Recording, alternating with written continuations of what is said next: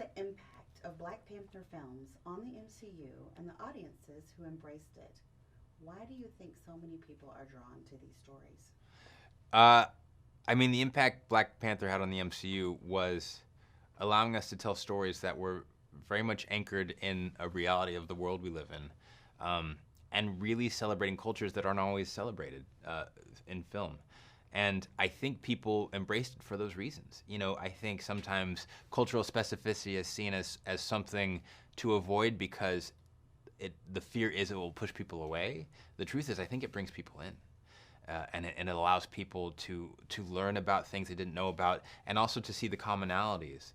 And so Wakanda Forever builds on that idea, not only in expanding what we see in the world of Wakanda, but also introducing the world of Talokan, which is very much inspired by Mayan civilization, both past and present. How was the Black Panther family dealt with the loss of Chadwick Boseman? How did you arrive at the decision to continue without him? It was a tough loss, and it was compounded by the fact that it happened during the height of COVID, so it was very hard to grieve together.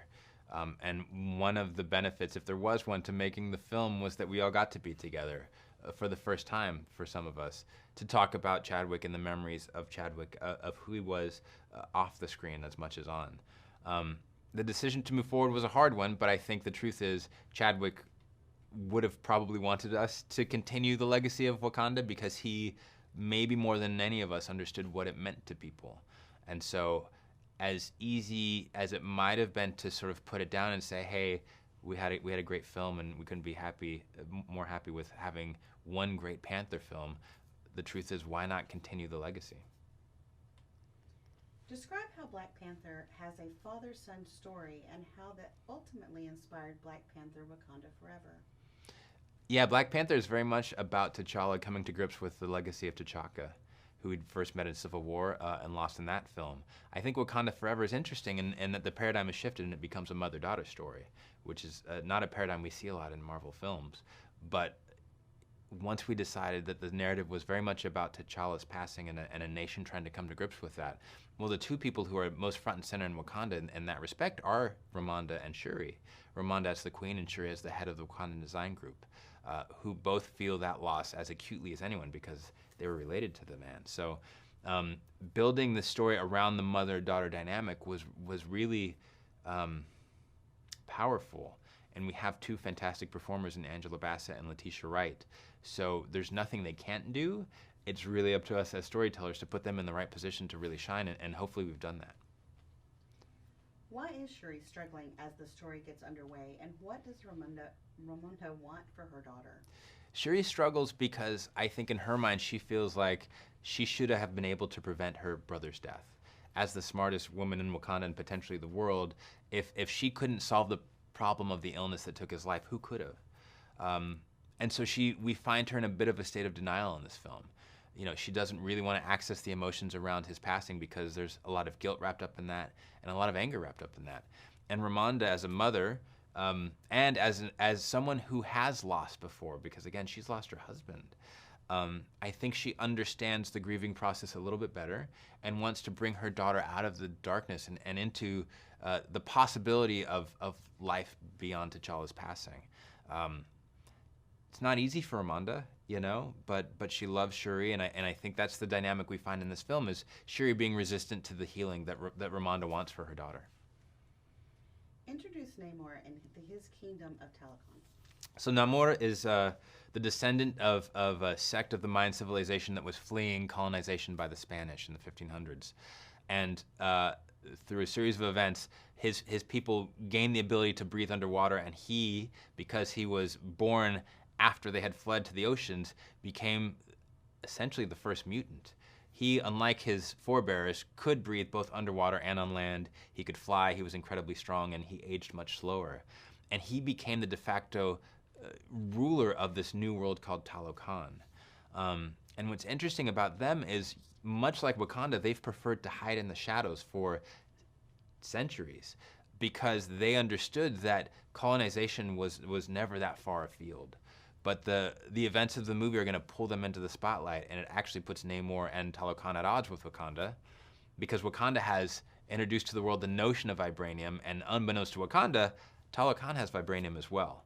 And so these two nations end up at each other's throats a little bit over the fact that Namor is just trying to protect his people from being discovered.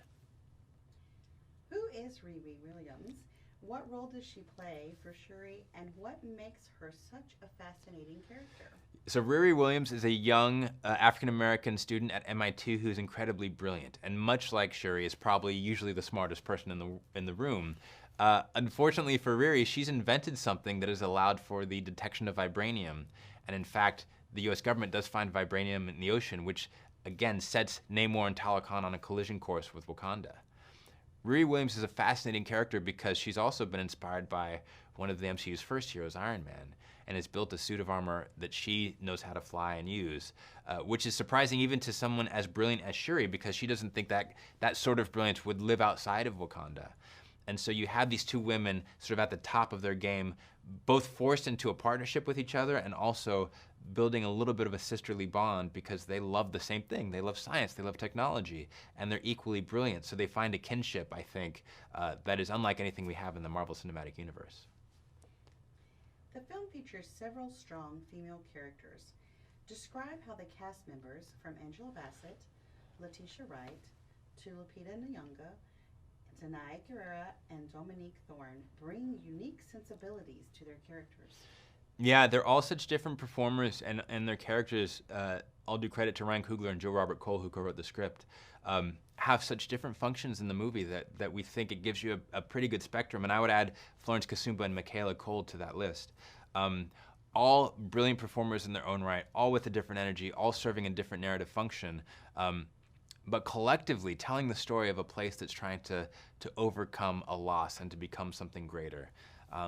And we couldn't be blessed with a better group of actresses who only elevate each other and support each other both on screen and off.